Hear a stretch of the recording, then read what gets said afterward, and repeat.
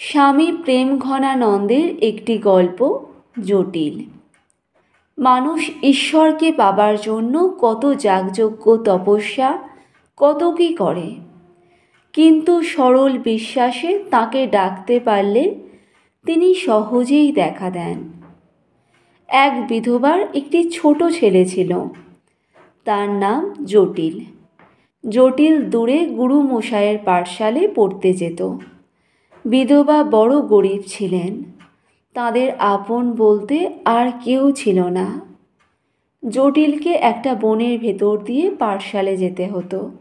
জটিল বড় ছোট ছেলে, বনের ভেতর দিয়ে যেতে যেতে রোজই তার বড় ভয় করত।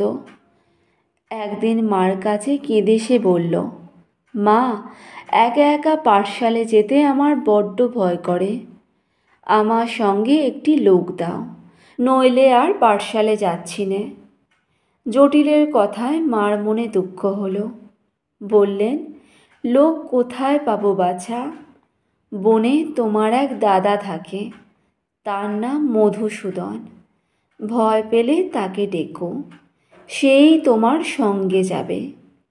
মায়ের কথায় জটিলের মনে বড় আনন্দ হলো। পাঠশালে যাবার পথে বনে গিয়ে উচ্চস্বরে সে ডাকতে আরম্ভ করলে, মধুসূদন দাদা, ওগো মধুসূদন দাদা, এসো, আমার বড্ড ভয় করছে।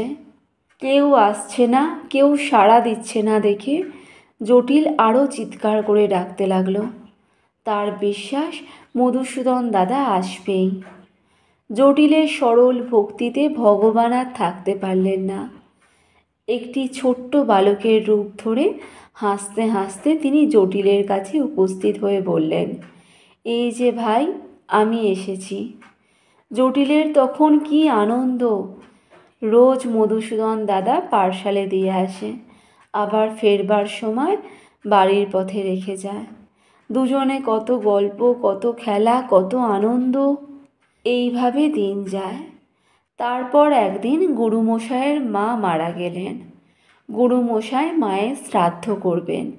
ছাত্রেরা নিজেদের সাধ্য মতো যে যা পারে গুরুমশাইকে দিচ্ছে। কেউ দিচ্ছে চাল, কেউ দিচ্ছে দুধ, কেউ দিচ্ছে পাতা, এরূপ সব। গুরুমশাই জটিলকে জিজ্ঞাসা করলেন, জোটে, তুই কি দিবি রে? জটিল বললে, আজ্ঞে, মাকে জিজ্ঞাসা করে বলবো।